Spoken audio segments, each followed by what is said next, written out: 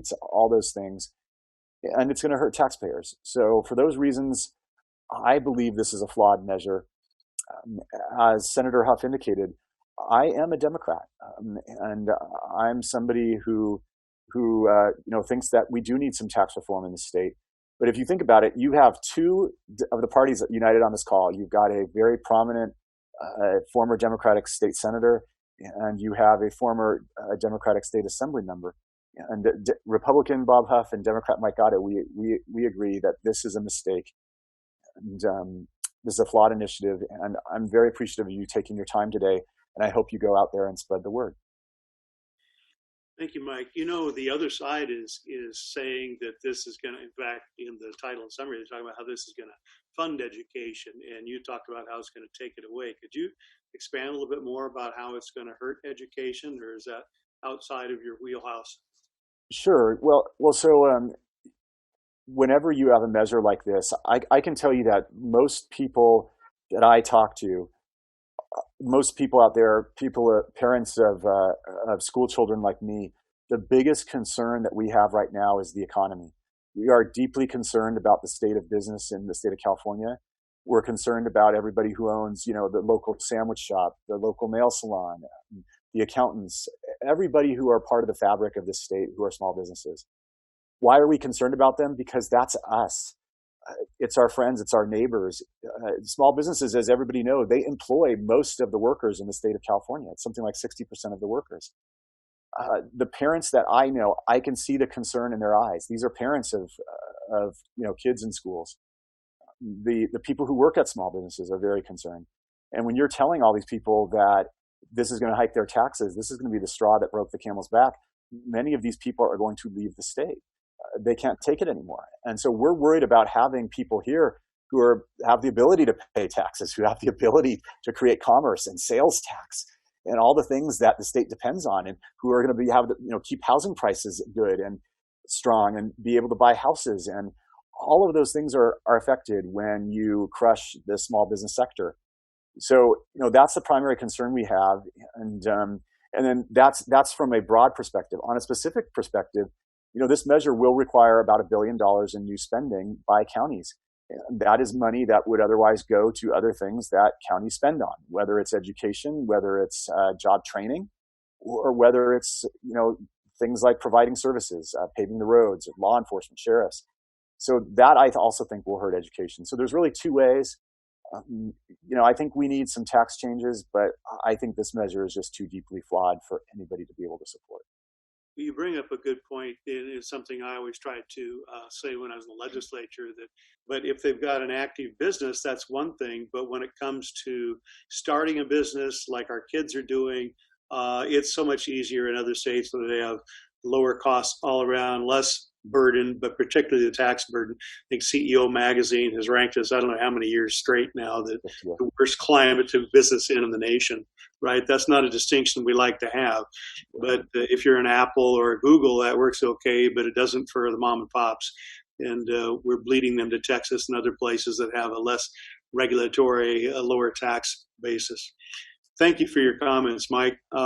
And Bob, if I may, I just want to add on to that because Mike does such a great job talking about the first $1 billion coming off the top. I think it's important to note also, and this is going to be very clear to voters when they open up their voter information guide, when they get their ballots in the mail, less than 40% of this money, if generated, actually goes to schools. And I think voters for so long have been promised, whether it's the lottery or other forms, that we're generating revenue for our schools. And so oftentimes they see the lack of accountability in those dollars getting to the classroom. And I'm fearful Prop 15 is the similar scenario. You have the first $1 billion going to the counties for implementation. The next 60% is very explicitly designated for local governments as discretionary funds. And then what you're left with is about 35% of this money going to our schools, going to our children with no real accountability. So just wanted to echo Mike's great remarks in terms of how most of this money, if it was more acutely dedicated to the classroom, it might be a slightly different story. Thanks, Tino. Appreciate that. Okay. I want to make a statement first, and then I have maybe a couple questions for Mike or Tino. Rowland Heights Unified School District about a week ago passed 5-0 in opposing Proposition 15. So that's very good news. That is, a highly Asian and also Latino concentrated area. And then Orange County Department of Education will be voting on Proposition 15 very soon, and we're anticipating a no vote on Propositions 15. So that's good news to us. In terms of the questions that I would like to ask is, one, Mike, can you explain to us why Proposition 15, property tax, is considered regressive instead of progressive? Yeah, so that's a very good question. Prop 13 style taxes or property taxes are something that it's not like income tax where there's a graduated scale, and if you have the good fortune of being very wealthy, you might pay a little bit more or a lot more than somebody who is at the lower end. California has one of the more progressive tax codes, I think the most progressive income tax of all the 50 states. There are people who I think make less than a certain amount who pay very little in California state taxes. I forget what that number is. It goes up a little bit every year, but it's right around, between $48,000 and $50,000 or $60,000 pays no state taxes for income tax. However, property tax is something that everybody has to pay regardless of your income. And if you're a small business, like let's say you have a Subway franchise, people tend to think about Subway franchisees as, well, they're doing really great. Actually, the truth is that Subway franchises, they net somewhere between $50,000 and $90,000 a year for the owner. It's not a lot. And that's why people often try to put together 10 of them or whatever. So if you have a sandwich shop, you have a Subway franchise or something like that, and you're netting about $50,000 or $90,000, and you have a standard commercial lease, triple net lease in California, the property tax will be directly passed to you directly. It's not your landlord who will pay it. It's that small business. And then that person who might be making $50,000 a year, $60,000 a year, might not even have to pay California state income tax based on that income. They'll have to pay this property tax hike. So when we talk about this hurting small businesses who happen to rent in a structure that's worth more than $3 million, which, that's every mini mall, right? This really will be a gigantic property tax on those folks. And these are folks who just can't afford it. I mean, look, I'd be against this even before COVID.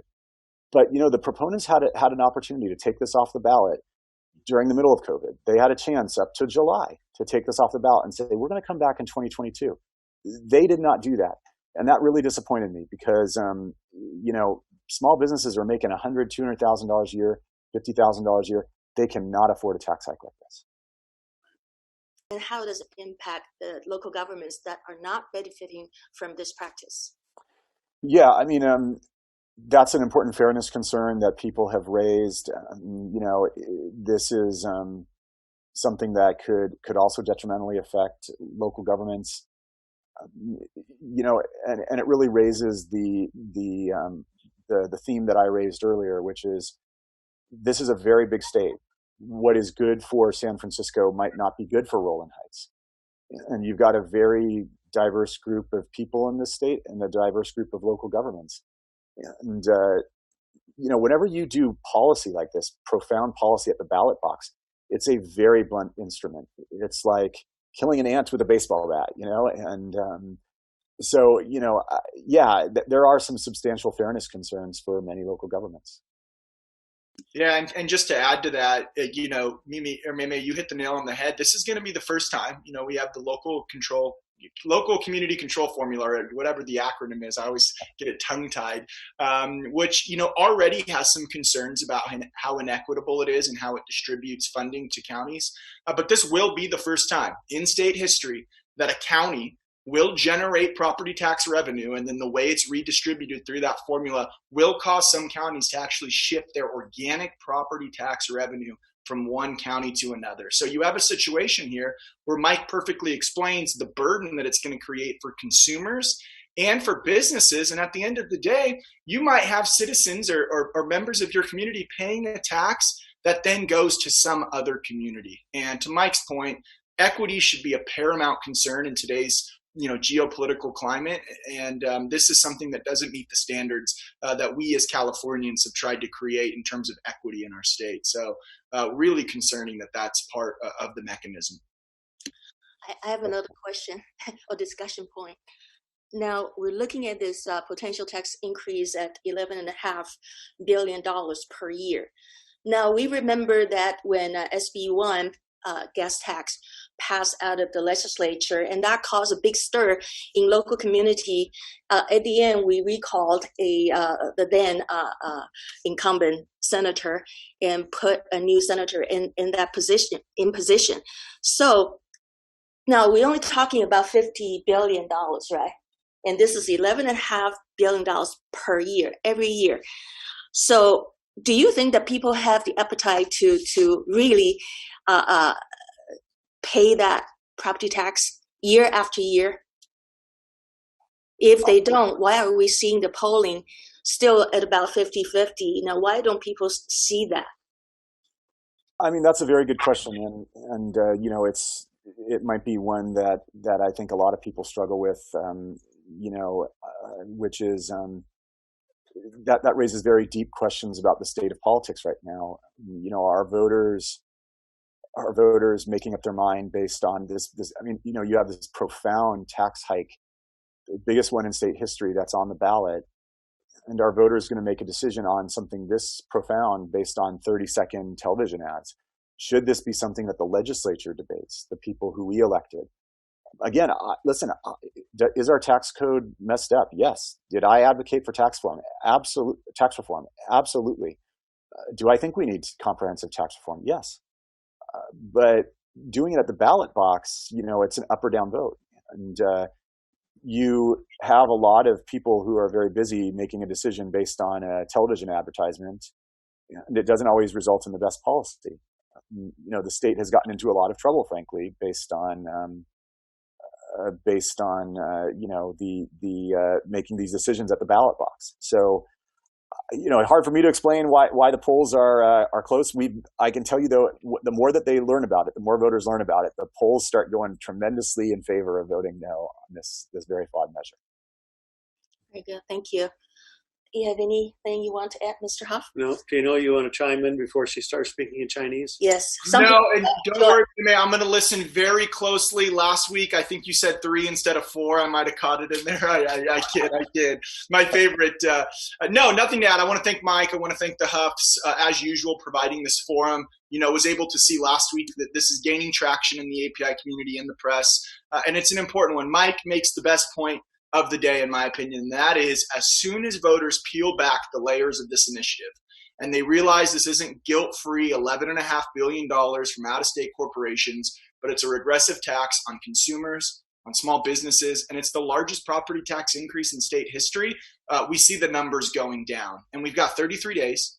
Ballots drop next Tuesday, and it's going to take all of us. We've got to galvanize. We've got to come together. Mike makes the best point. We've got a former Republican leader, a 4-term Democratic Assembly member. They're joined by folks like Willie Brown, Antonio Villagrosa, folks like former Governor Pete Wilson, the NAACP, the California Farm Bureau.